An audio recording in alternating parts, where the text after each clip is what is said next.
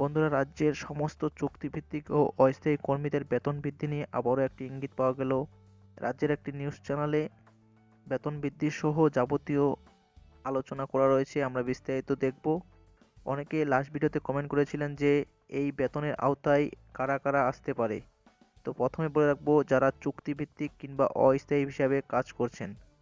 মনে রাখবেন, রাজ্যের পার্মানেন্ট কোনো কর্মী না, যারা অস্থায়ী হিসেবে কাজ করছেন তারাই কেবল এই বেতনের আওতায় আসতে পারে।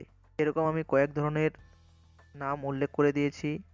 রাজ্যের বিভিন্ন আশাকর্মী, আইসিডিএসে কাজ করা কর্মী, ভিআরপি, সিভিক ভলেন্টিয়ার্স, পঞ্চায়েত ও পৌরসভায় বিভিন্ন ধরনের অস্থায়ী কর্মী এবং হোমগার্ড এবং হেলথে কর্মরত বিভিন্ন ধরনের কর্মী।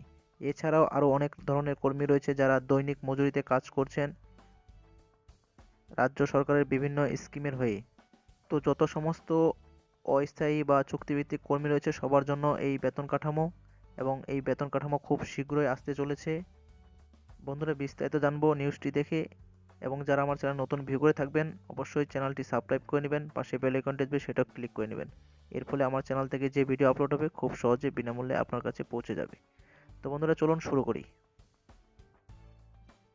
চলুন দেখে নিই রাজ্য সরকারের বিভিন্ন দপ্তরে অস্থায়ী কর্মীদের সমকাজে সমবেতনের দীর্ঘদিনের দাবি এবার পূরণ হতে চলেছে।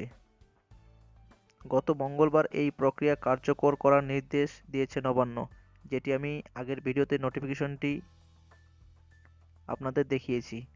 নির্দেশিকা অনুসারে চলতি বছর থেকে revision of pay and allowance rule 2019 এর অধীনে রাজ্য সরকারের স্থায়ী কর্মীদের সঙ্গে সমহারে বেতন পাবেন সরকারি বিভিন্ন দপ্তরে ওই একই পদে নিযুক্ত অস্থায়ী কর্মীরাও। তবে সংশোধিত বেতনক্রম অনুসারে বেতন কাঠামো ও বেতন নির্ধারণের ক্ষেত্রে তাদের অনলাইনের কোনো অপশন ফর্ম ফিল আপ করতে হবে না। লিখিত আকারে দেওয়া ফর্ম ফিল আপ করে জমা দিতে হবে, অর্থাৎ তারা অফলাইনে ফর্ম ফিল আপ করতে পারবেন। ফর্ম ফিল আপ থেকে শুরু করে বেতন নির্ধারণ পুরোটাই অফলাইন প্রক্রিয়ায় হয়ে থাকবে। সংশ্লিষ্ট দপ্তরের অধিকর্তা অফলাইনে মোডেই তাদের বেতন সংশোধন করবেন।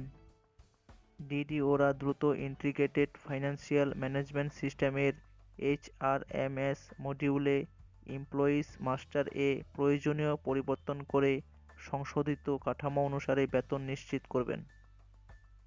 গত বছর সেপ্টেম্বরে একটি নির্দেশিকায় সমকাজে সমবেতন এর ইঙ্গিত দিয়েছিল কেন্দ্রীয় সরকার। 2016 সালের সমকাজে সমবেতনের সংক্রান্ত সুপ্রিম কোর্টের একটি রায়কে কার্যকর করার লক্ষ্যেও 4 সেপ্টেম্বর 2019-এ কেন্দ্রীয় পার্সোনেল, পিজি ও পেনশন মন্ত্রক থেকে ওই নির্দেশিকা প্রকাশ করা হয়।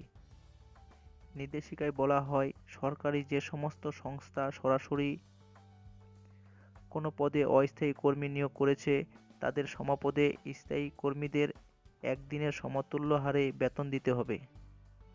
অবশ্যই স্থায়ী কর্মীরা অন্যান্য যেসব ভাতা পান সেই সুযোগ অস্থায়ী কর্মীরা পাবেন না বলেও উল্লেখ করা হয়। অন্য কোনো সংস্থা বা কন্ট্রাক্টরদের মাধ্যমে কোনো সরকারি সংস্থায় কেউ নিযুক্ত হলে সেই কর্মীরাও এই সুযোগ পাবেন না বলেও উল্লেখ করা হয় ওই নির্দেশিকায়। তো বন্ধুরা, যে সমস্ত কর্মীরা সরকারের বিভিন্ন সংস্থায় চুক্তিভিত্তিক কিংবা অস্থায়ী হিসেবে কাজ করছেন কেবল তারাই এই বেতনের আওতায় আসবে। তো আগের ভিডিওতে আমি বলেছি যে এখনো পর্যন্ত অফিসিয়ালি ভাবে কোনো রকম বেতন সংক্রান্ত আপডেট দেওয়া হয়নি। যদি আপডেট দেওয়া হয় আমি খোঁজ খবর রাখছি। পরবর্তী যদি কোনো রকম আপডেট আসে অবশ্যই আমি এই চ্যানেলের মাধ্যমে আপনাদের প্রোভাইড করে দিব। তো তার জন্য চ্যানেলের সঙ্গে জুড়ে থাকবেন, চ্যানেলটি সাবস্ক্রাইব করে পাশে বেল আইকনটি ক্লিক করে। এবং যদি কোনো রকম কোশ্চেন থাকে কমেন্ট বক্সে জানাতে পারেন। থ্যাংক ইউ শেষ অবধি দেখার জন্য।